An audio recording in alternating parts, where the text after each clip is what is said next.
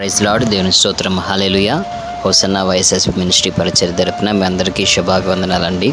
ఉదయకాల దినదీవెనల చేత ప్రభు మిమ్మల్ని నింపి తృప్తిపరిచి ఆశీర్వదించి మీ దిన ప్రయత్నాలన్నీ కూడా విజయవంతంగా ప్రభు ముందుకు నడిపించునుగాక. ఆమేన్. ప్రేమనా దేవుని బిడ్డలారా, ఉదయకాలం వేళ దేవుని వాక్యాన్ని ధ్యానం చేద్దాం. ఇర్మియా గ్రంథము 18వ అధ్యాయము 1వ వాక్యం. యెహోవా యొద్ద నుండి ఇర్మియాకు ప్రత్యక్షమైన వాక్కు, నీవు లేచి కుమ్మరి ఇంటికి పొమ్ము, అక్కడ నా మాటలు నీకు తెలియజేతును. నేను కుమ్మరి ఇంటికి వెళ్ళగా వాడు తన సారె మీద పని చేయుచుండెను.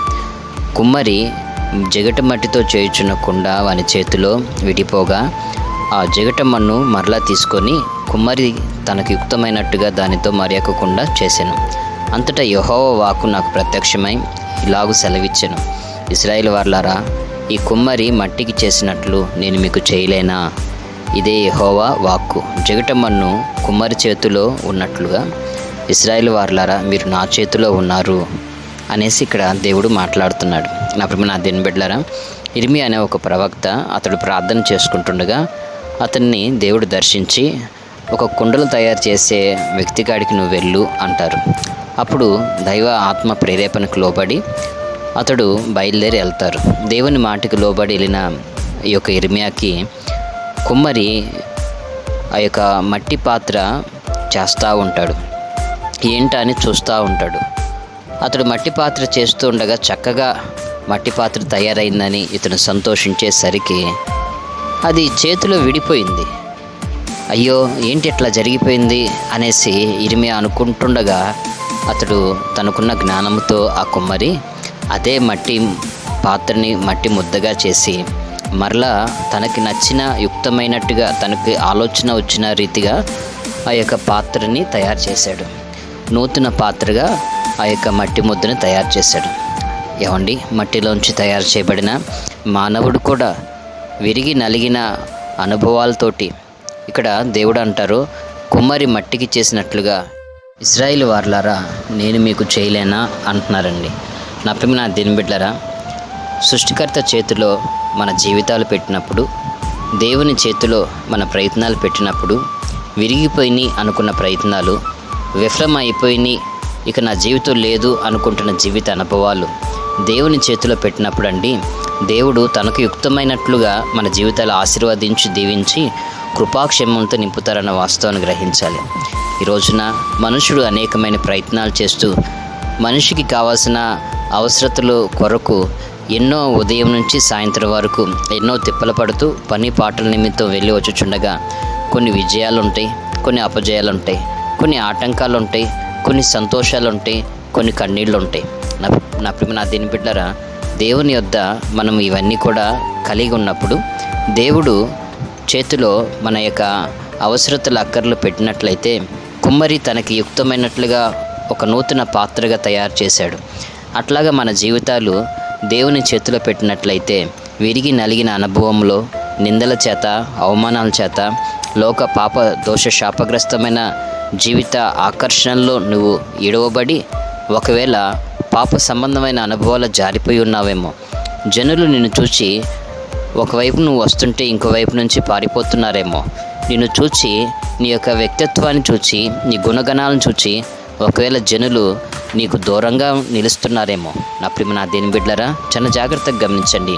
అయితే నీ యొక్క మనసు, నీ యొక్క జీవితము, నీ యొక్క ప్రతికూలమైన పరిస్థితులు దేవుని చేతిలో పెట్టినట్లయితే దేవుడు నీ జీవితాన్ని నూతనంగా మారుస్తాడండి. ఆయన ఘనత, పేరు, ప్రఖ్యాతిని ఇస్తాడండి. ఎందుకంటే సుగంధ తైలం కన్నా మంచి పేరు మేలని సొలొమోను అంటారండి. ఈ ఉదయకాలం వేళ నీ అపజయాలన్నీ విజయంగా మార్చబడాలన్నట్లయితే కుమ్మరి చేతిలో మట్టి ముద్ద ఉంది కాబట్టి యుక్తమైన పాత్రగా తయారు చేశారు. అదే కుమ్మరి చేతిలో మట్టి ముద్ద లేకుండా ఆ సాధారణమైన వ్యక్తి చేతిలో ఉన్నట్లయితే ఇక మట్టి పాత్ర ఎరిగిపోయింది కదా అనేసి చెత్తలే వేసేవాడు.